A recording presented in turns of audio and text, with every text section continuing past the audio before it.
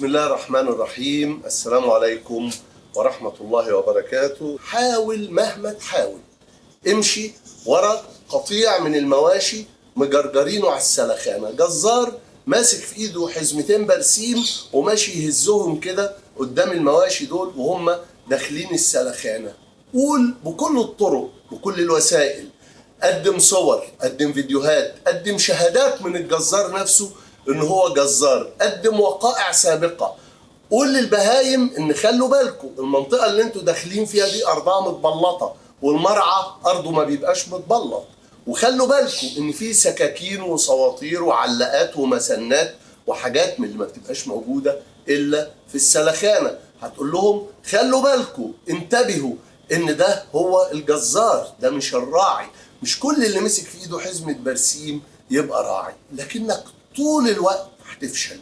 فحاول انك انت تقنع البهايم دول ان هم ما يدخلوش السلخانة، لكنهم هيدخلوا السلخانة طول الوقت وهيمشوا ورا الجزار ومش هيمشوا وراك، وهيتهموك بانك انت مش عايزهم ياكلوا شوية البرسيم، لانه كل بهيمة من اللي ماشيين ورا الجزار كل طموحها انها تطول في الاخر عودين برسيم. هي ما عندهاش طموح في الحياة اكتر من كده، ومش قادرة تفكر لمدة اطول من كده. هي بس مفكرة لغاية الزمن اللي هتطول فيه عودين برسيم. اذكر ذات يوم ونحن في زمن الحراك الثوري وفيما قبل اصدار بيان الانقلاب. انا بقول اصدار بيان الانقلاب لانه 3 يوليو ده بيان الانقلاب. الانقلاب حقيقة حصل 11 فبراير 2011. ما قبل إصدار بيان الانقلاب قابلت مجموعة من الإخوة والأساتذة الأفاضل والأكارم والأصدقاء في مدينة الإنتاج الإعلامي، وبينهم أحد من يقدمون أنفسهم باعتبارهم من خبراء الاستراتيجية. وكان في تقديري إن الأمور بقت باينة قوي، فبقول له يعني كده الدنيا باينة وفي انقلاب. قال لي لا لا لا، أتنفسها علينا يا أخي محمد؟ قلت له أنفسها عليك في إيه؟ ده فيها سجون واعدامات وبتاع الكلام ده، ما حدش ينفس حد عليه يعني. قال لي لا لا لا.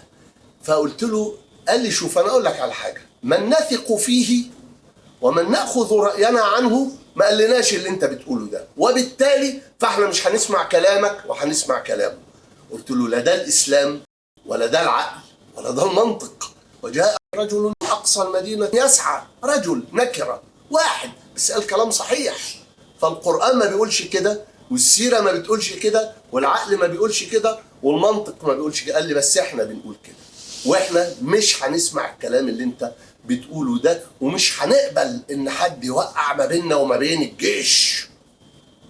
بالمناسبة هذا الكلام عليه شهود وهم أحياء، بعضهم معتقل وبعضهم خارج المعتقل، وأنا برجع لضمائرهم إن هم عندما يطلب منهم الشهادة على صحة هذه الواقعة وصحة هذا الحوار من أوله لآخره هيقولوا إنه الكلام ده حصل زي ما أنا بحكيه كده. في نفس اليوم ده كان في أحد الخبراء الاستراتيجيين والمتنبئين المستقبليين بيتكلم على قناة من القنوات اللي كانت متحالفة مع عبيد القيادة في ذلك الوقت، وبيقول إنه الخطر كل الخطر في هؤلاء الشيوعيين وهؤلاء الملاحدة الذين لا يريدون الخير لمصر، وبالقطع فإن جيش مصر العظيم لن يسمح بذلك وسيحمي الإسلام. وكل هذا الكلام الفارغ اللي الناس فضلت قاعدة في برميل المخلل ده لغاية لما اتنفذت عليها أحكام الإعدام وهم لسه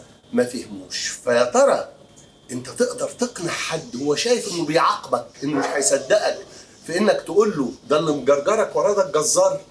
فهو مقرر انه يعاقبك بانه يقول لك لا لا ده لا جزار ولا حاجه، ولما هيذبحني هبقى انا مبسوط. والله واحد فيهم قالها لي بس انا مش هقول اسمه، وعندي الفيديو وقالها لي واحنا على شاشه التلفزيون.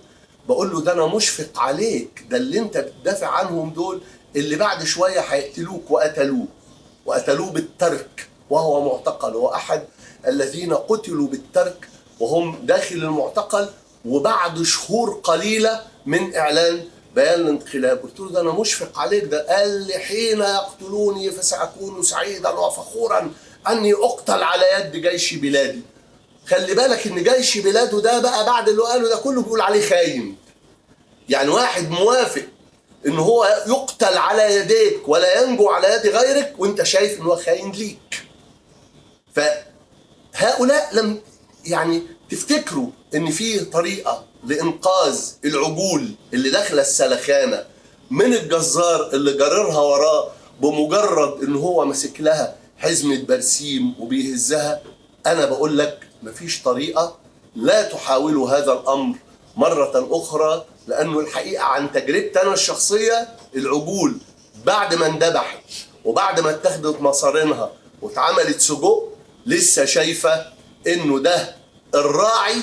بس يعني هو الصنف ده بيبقى رعاة، بس يعني احنا جات قرعتنا في واحد قرر ان يخون قبيلة الرعاة ويشتغل جزار، بس قبيلة الرعاة كلها على بعضها لسه بخير. ولما هنشوف حد زي كده تاني هنعتبره راعي تاني وهنمشي وراه.